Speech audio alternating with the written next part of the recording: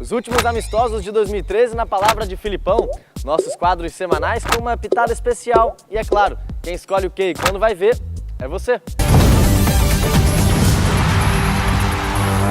Fim do ano chegando e o técnico Luiz Felipe Scolari conversou com a CBF TV para falar sobre os últimos amistosos de 2013. O que eu espero do Robinho é aquilo que eu acho que ele tem.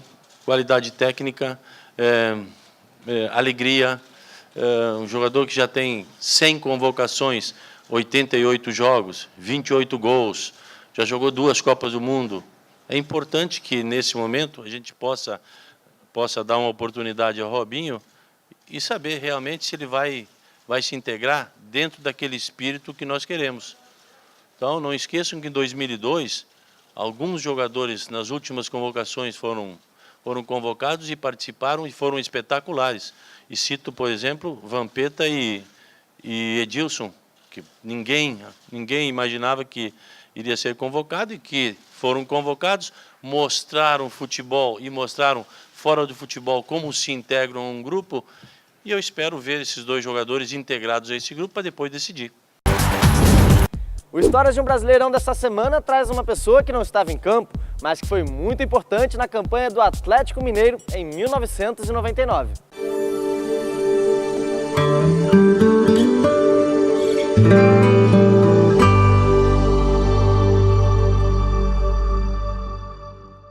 Eu vivi a história de um Brasileirão quando eu trabalhava no Atlético Mineiro como fisioterapeuta da área esportiva. E naquele ano de 99, nós fizemos uma grande campanha. E essa campanha culminou com jogos importantes e, principalmente, chegamos à final. Chegamos à final e era um time que muita gente não acreditava, né? Porque até então não tinha sido um time da melhor campanha. E entre outros jogadores, todos são importantes e nós tínhamos também lá na frente, inclusive naquele ano o Guilherme foi o artilheiro do Brasileiro e o Marques era um grande garçom. E o Marques teve uma grande lesão na musculatura posterior da coxa e naquele momento que nós chegamos decisivo, o Marques era um dos atletas que teve uma preocupação muito grande pelo departamento médico e naquela época eu tive que ficar praticamente morando na casa do Marques. Eu fiquei com ele durante 2 semanas morando na casa do Marques, com a família, com seus filhos na época, pequenos, né? E fizemos um trabalho intensivo com o Marques. Várias situações marcaram, porque durante o dia eu estava junto com os atletas no clube, o Marques também me acompanhava e eu voltava, inclusive, no carro dele e já ficava direto fazendo o trabalho com ele. Nessas 2 semanas muitas coisas aconteceram, porque nós tentamos blindar toda a situação de imprensa, né? O país inteiro, uma final de campeonato brasileiro, um atleta importante. Mas algumas coisas marcaram e uma delas foi uma carta do Chico Xavier para o Marques e aí fazendo com que ele também estava na torcida para que o Marques melhorasse. Então nós fizemos um trabalho intensivo, o Marques participou do primeiro jogo e depois nós continuamos fazendo o trabalho com ele intensivo, ele até iniciou um trabalho conosco no próprio hotel lá em São Paulo, no último jogo, mas ele não conseguiu suportar. Mas pelo menos foi um momento marcante do brasileiro que jamais eu vou esquecer. Eu tenho certeza também que a torcida do Atlético Mineiro estava com a gente naquele momento tão importante, né?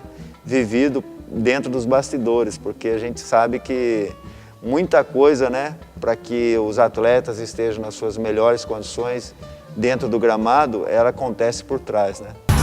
No Contos da Bola chegou a vez de um setorista da seleção brasileira, aqueles caras que cobrem diariamente o que acontece com a nossa equipe, Marcianaca.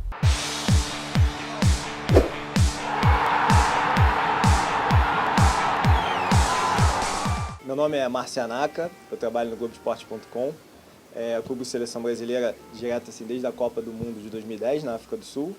Histórias que eu vivi, a Olimpíadas de Londres, 2012. Assim, mercado europeu superaquecido, várias transferências, vários jogadores despontando no Brasil. Neymar, Lucas, Oscar, Thiago Silva, várias situações acontecendo. E uma história bem bacana assim, que aconteceu em Londres foi a transferência do Lucas para o PSG.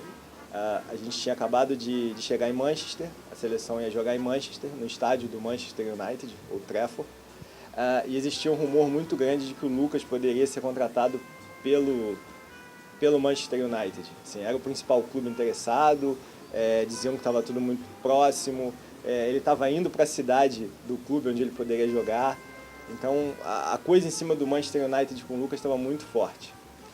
E aí surgiu uma informação de que um outro clube estaria bem próximo de acertar com o Lucas, que seria o PSG. E aí a gente acabou conseguindo ter essa informação de que o Lucas ia para o PSG, a gente acabou dando em primeira mão, lembrando também o Marcelo Prado, que participou dessa notícia, dessa apuração, dessa informação. E aí acabou dando uma reviravolta que muita gente não acreditava, a ida do Lucas para o Paris Saint-Germain. Então essa é uma história curiosa, assim, aconteceram coisas para a gente chegar a essa história. Tiveram informações de que pessoas do Manchester United tentaram chegar no Lucas para tentar convencê-lo a ir para o United e não para o PSG. Então foi uma história bem bacana assim, que a gente conseguiu apurar nesse tempo de seleção brasileira.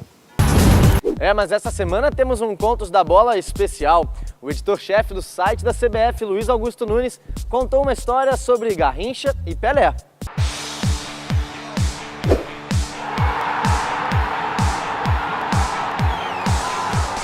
O mês de outubro que está se encerrando é muito importante para a seleção brasileira. 2 gênios do futebol brasileiro têm que ser lembrados em outubro. Pelé, o rei do futebol, completou 73 anos no dia 23. Garrincha, o gênio das pernas tortas, faria 80 anos no dia 28 de outubro. Em matéria já publicada no site da CBF, ficou mostrado que Garrincha e Pelé, juntos com a camisa da seleção, jamais perderam. A seleção brasileira jamais foi derrotada com os dois escalados juntos. Há um fator coincidente na estreia desses dois. Eles estrearam um amistoso preparatório para a Copa do Mundo de 58 contra a Bulgária, no Pacaembu. O Brasil ganhou de 3-1, 2 gols de Pelé e 1 de Pepe. O último jogo, o da despedida dos dois, foi novamente contra a Bulgária, já valendo pela Copa do Mundo de 66 na Inglaterra. Brasil 2-0, gols de Garrincha e Pelé. Portanto, foram 40 jogos, com 36 vitórias e 4 empates, com Pelé e Garrincha juntos com a camisa canarinho da seleção brasileira. Portanto, fica aqui a homenagem do site da CBF e de todos os torcedores brasileiros apaixonados por esses gênios do nosso futebol. No quadro que abre as portas da sala de troféus da CBF dessa semana, nada de seleção principal. Que taça é essa? Com Antônio Napoleão.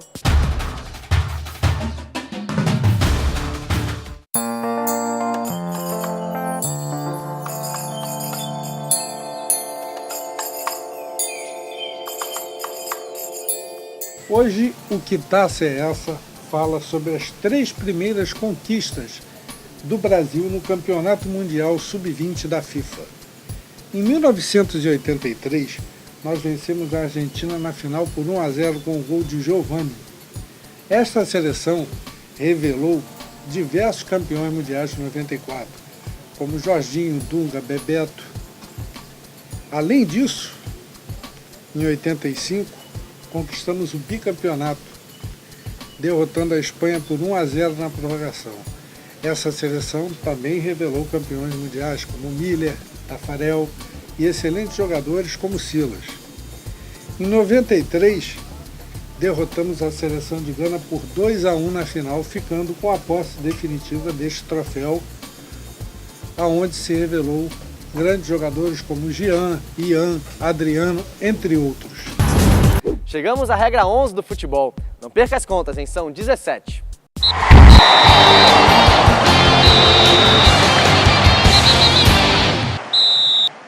Regra 11 é a regra do impedimento, é a mais polêmica. Cada jogo de futebol tem muito jogo sendo questionado, muitos lances sendo questionados.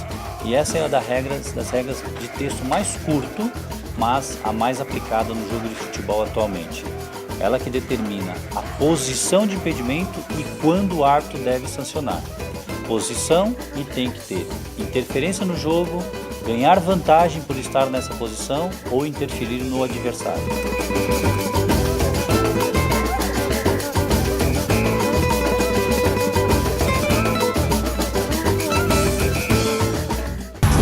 Nosso canal do YouTube com vídeos publicados diariamente, inclusive com a cobertura da seleção Sub-17 no Mundial dos Emirados Árabes, também nas nossas redes sociais. E essa edição do Jornal da CBF fica por aqui.